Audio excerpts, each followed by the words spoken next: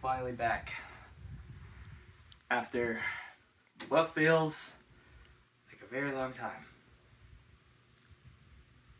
Where the fuck is everyone at? So, I know I haven't really been here in, what was it, 2 years? 2, 3? And I have a very good explanation for that. Anyways, you want to learn about Pokemon?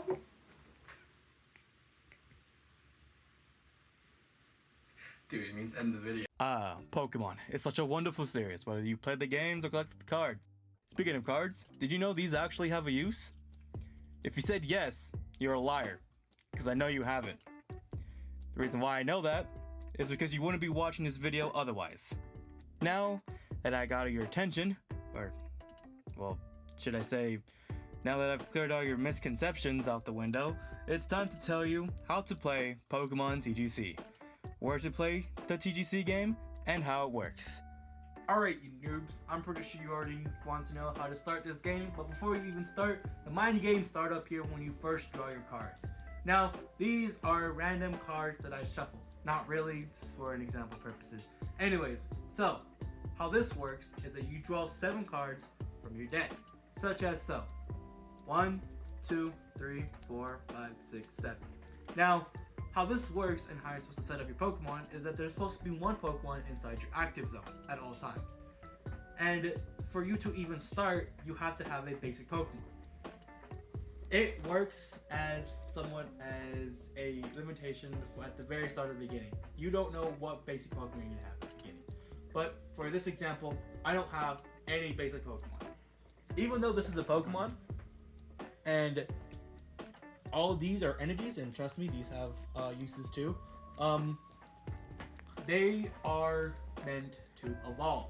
I'll get into evolution later down the line. Right now, I'm talking about the move Mugen and how it affects you and the way you play.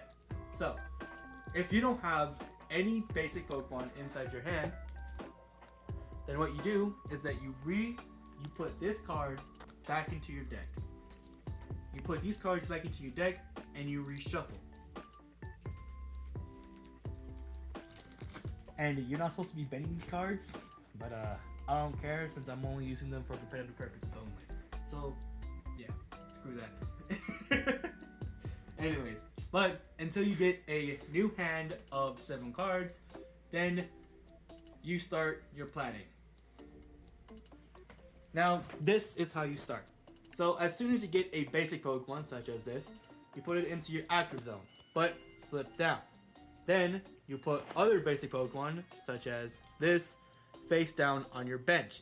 This is how you start playing. It all starts within the head on how to play. Then as soon as you're done with all that, you then draw your 6 prize cards right on to the side. So 1, 2, 3, 4, 5, 6. You don't know what any of these prize cards do, but there's many ways on how you can find out, mainly due to trainer cards. We'll get to that later. But anyways, let's get back to the video. So if you don't know what TCG stands for, it means Trade Card Game? Sorry, my writer's a moron. Anyways, it's time for me to teach you how to play it. Let's go straight to live action me as of now. Alright, so now we get into on how Pokemon work. Let's get back to the example I had earlier. So, at the start of your turn, you're always going to want to draw a Pokemon card. So, when you start, whether it's your first or second turn, and how you decide on what your first and second turn is usually by coin flip. If it's whether you choose the heads or tails, then you either get to go first or you get to go second. It depends on what you want to do as the player. But anyways, let's not get into that. We're going to be talking about on how the Pokemon work. Now, as soon as you start, you're going to see very easily that I have this card. This is a V card. Not the same card that you're thinking about right now. This is a Pokemon V card. Get your mind out of the gutter. Anyways, so now that we got that out of the way, as you can see, obviously the V cards and EXs are very different from regular cards like this. And that's because they are much more stronger.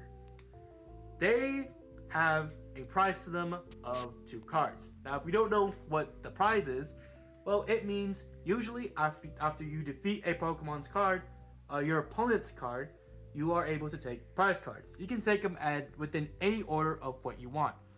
But let's say if I were to take out a V card like this, let's give an example of this one.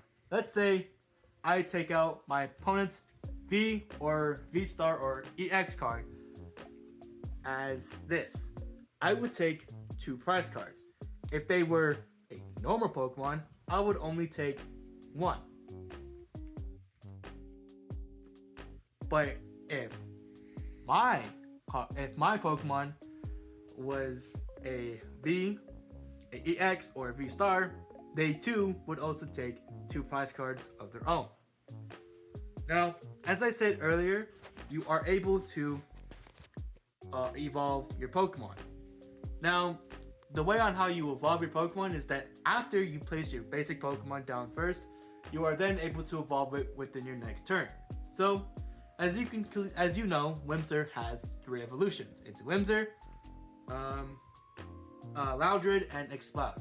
So, in my next turn, I would put Loudred into the second. On my next turn, evolve Whimsir into Loudred. The next turn after that, I would then evolve Loudred into Exploud.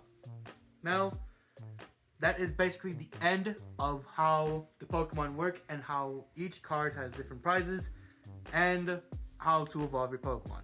Let's get back to animated me somewhat. Mugen sets you at competitive disadvantage because your opponent now has more cards to work with.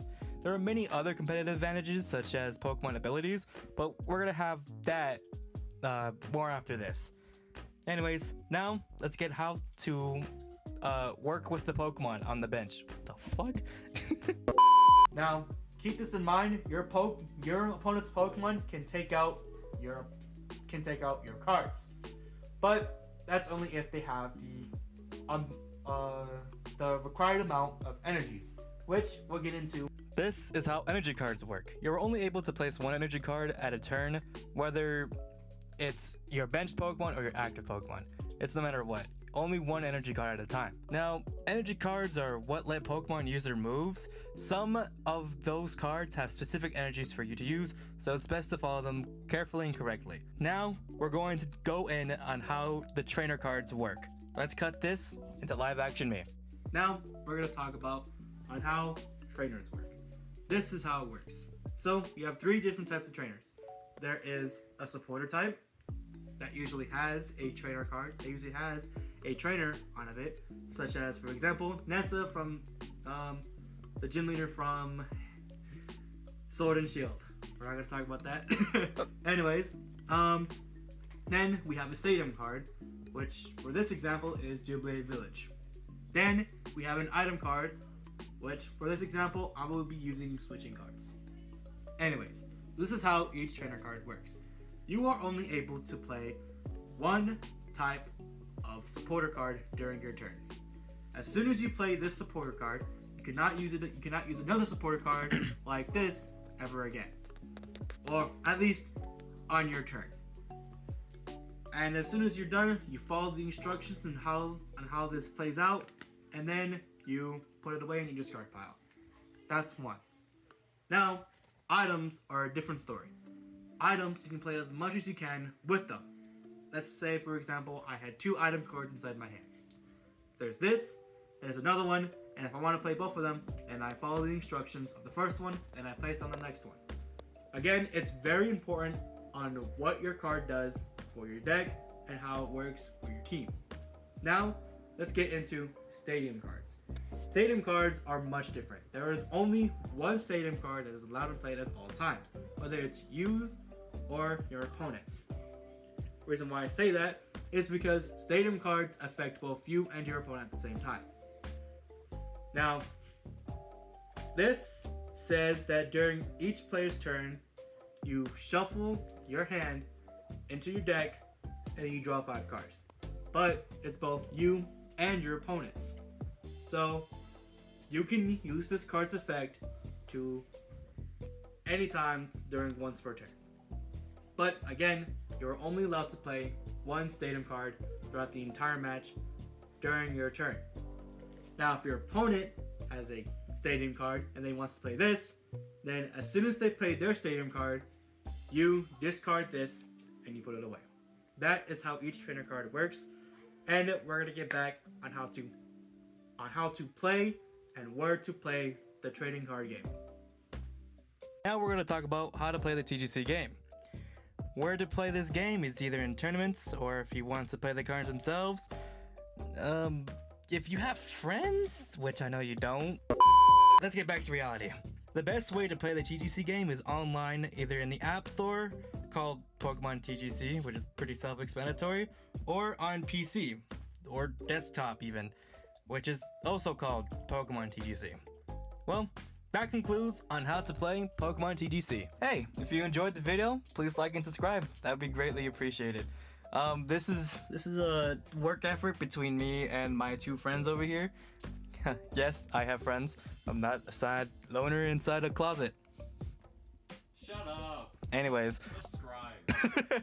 Thank you guys so much, and I hope to see you guys hopefully soon. Bye. Fly me to the moon, let me play among the stars. Let me see what spring is like on Jupiter and Mars. In other words, hold my hand. In other words, baby, kiss me. Wait, whoa.